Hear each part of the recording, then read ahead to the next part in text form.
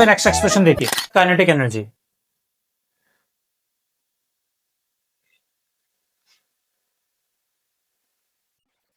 Pressure and kinetic energy. तो हमें बताया बेटे for 1 metre square of volume, volume कितना ले लिया 1 मीटर स्क्वायर। तो हमें बताया काइनेटिक एनर्जी का फार्मूला कितना होता है भाई, इस सिस्टम के अंदर जो पार्टिकल मूव करेंगे उनकी वेलोसिटी कितनी होगी, हाफ सी mc स्क्वायर। सी क्या है, उन सबकी मीन वेलोसिटी है बेटे जिससे वो मूव करते हैं। तो ये क्या है, हाफ mc स्क्वायर, और मास अपॉन में वॉल्यूम क्या होता है, डेंसिटी। अरे भाई ये हो गया ना, कितना हो गया, मास अपॉन में वॉल्यूम क्या होती है हमारी, दिस इज डेंसिटी, ये तो होती है। और वॉल्यूम कितना है मेरा 1, तो कितना आ गया, अगर ये 1 हो गया तो मेरा मास किसमें हो गया, this is density is equal to c square. नहीं बेटे समझ में। Equation number first. नाउ हमें पता है कि प्रेशर कितना होता है, pressure is equal to 1/3 rho c square. Equation second, तो दोनों को डिवाइड करो, divide equation first by second. अगर मैं दोनों को डिवाइड करूंगा तो काइनेटिक एनर्जी अपॉन में pressure is equal to 1/2 rho c square upon में 1/3 रो सी स्क्वायर। ये कट गए तो कितना आ गया 3/2। नहीं है समझ में। तो प्रेशर कितना एग्जर्ट होता है, pressure is equal to 2/3 of kinetic energy. तो किसी भी एक सिस्टम के अंदर जो प्रेशर बनता है वो कितना बनता है, काइनेटिक एनर्जी का 2/3 बनता है, लगभग 66% बनता है। अगर एक पार्टिकल की काइनेटिक एनर्जी 1000 जूल की है तो लगभग 600 650 के आसपास उतना वो एनर्जी का क्या क्रिएट कर देता है, प्रेशर क्रिएट कर देता है। नहीं है बात समझ में। उसके बाद फिर आगे देखिए, उसके बाद इसमें एक रिलेशन आता है काइनेटिक इंटरप्रिटेशन विद टेम्परेचर।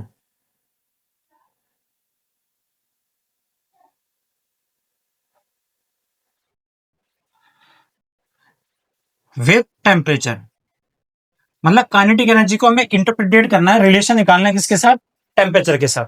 तो देखो कैसे निकालते हैं। हमें एक बात पता है कि नाउ अभी हम लोगों ने फार्मूला पढ़ा कि प्रेशर का फार्मूला कितना था 1/3 रो सी स्क्वायर, और इसे क्या लिख सकते हैं 1/3 मास अपॉन में वॉल्यूम इंटू सी स्क्वायर नहीं लिख सकते। इसे उठा के अगर ले जाओ तो ये कितना हो गया 3PV is equal to m c square. इस सारी इक्वेशन को हमने डिवाइड कर दिया, डिवाइडेड बाय 2 बोथ साइड, इसको 2 से डिवाइड कर दिया तो कितना आ गया 3PV अपॉन में 2 इज इक्वल टू में हाफ एम सी स्क्वायर। ये तो आ गया। और हाफ एम सी स्क्वायर क्या होती है, दिस इज काइनेटिक एनर्जी। नहीं है समझ में। तो ये काइनेटिक एनर्जी हो गई। और हमें बताया इक्वेशन नंबर फर्स्ट आ जाएगा। तो now according to ideal gas equation, ideal gas equation for 1 mole, तो 1 मोल ऑफ गैस के लिए 1 मोल में कितने एटम होते हैं 6.023 इंटू 10 की पावर 23 एवोगाड्रो नंबर के बराबर नंबर ऑफ एटम होते हैं। तो 1 मोल के लिए निकालना तो हमें पता है पीवी इक्वल टू कितना होता है, दिस इज आरटी होगी ना भाई। तो मैं यहाँ पे पीवी की जगह क्या ले सकता हूँ, दिस इज आरटी। तो ऐसे पुट करोगे, पुट इन इक्वेशन फर्स्ट, तो the equation we have 3/2 RT is equal to कितना आ गया, काइनेटिक एनर्जी। नहीं है इस बात समझ में। तो काइनेटिक एनर्जी को मैं क्या लिख सकता हूँ 3/2 आरटी। ये बात समझ में आई।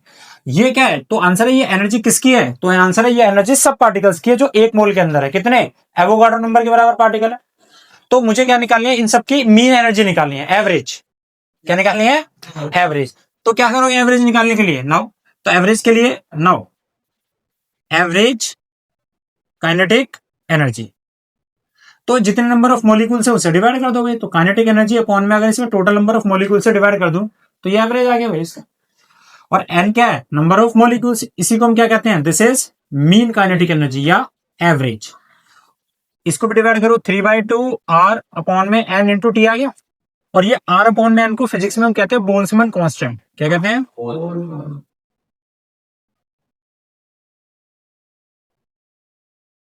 Boltzmann constant. तो एवरेज काइनेटिक एनर्जी किसी भी एक मॉलिक्यूल्स के लिए मोनो एटॉमिक वाला सिंगल एटम के लिए कितनी होती है, मोनो एटॉमिक के लिए दिस इज आर अपॉन में 3/2 केबीटी। ये बात समझाई। अब केबी की वैल्यू भी कांस्टेंट है, 3/2 कांस्टेंट, तो काइनेटिक एनर्जी का टेम्परेचर के साथ कैसा रिलेशन आया, डायरेक्टली प्रोपोर्शनल। तो ये रिलेशन बहुत पूछा जाता है पेपर में कि टेम्परेचर बढ़ने से काइनेटिक एनर्जी पर क्या फर्क पड़ेगा, kinetic energy will increase, kinetic energy increase हो जाएगी। इसी केस में आपसे पूछा जाता है वेलोसिटी के साथ रिलेशन भी, relation of temperature with mean velocity, mean velocity. और मीन वेलोसिटी क्या होती है, सी। इसी एक्सप्रेशन में आ जाओ यहीं पे। ये फार्मूला हमारे पास कितना था, दिस इज काइनेटिक एनर्जी तो थी ये वाली। अब तुझे पता है ये होती कितनी है, तो हमें पता है kinetic energy is equal to 3/2 RT तो दे रखा है, और काइनेटिक एनर्जी होती कितनी है 1/2 mc² is equal to 3/2 RT। अरे नहीं समझा, 2 से तो 2 गया, तो ये कितना आ गया c² is equal to 3/r/m, और ये t नहीं आ गया। अब तू गौर करके देख, ये दोनों वैल्यू तो कांस्टेंट है, 3 भी कांस्टेंट है, r भी कांस्टेंट है, मास भी कांस्टेंट है पार्टिकल्स का। तो c² इस प्रोपोर्शन को उठा के हम क्या लिख सकते हैं, k, और ये t। और इसको, इस इक्वेशन को मैं ये भी लिख सकता हूँ, c is directly proportional to t। और या इससे एक बात समझ में आई कि स्क्वायर रूट करूंगा तो c is directly proportional to under root t। इसका मतलब जितना ज्यादा टेम्परेचर बढ़ेगा उतनी वेलोसिटी इंक्रीज होगी। ये पेपर में न्यूमेरिकल आते हैं, आपसे बोला जाएगा एक बॉडी का टेम्परेचर पहले इतना था, अगर मैं इस टेम्परेचर को 2 गुना बढ़ा दूं, टू टाइम्स इंक्रीज कर दूं, तो बताओ उसकी आरएमएस स्पीड, इसकी मीन जो स्पीड है उस पर क्या फर्क पड़ेगा, तो आंसर इट विल इंक्रीज। और कितना जाएगा फार्मूला बना के निकाल लो। तो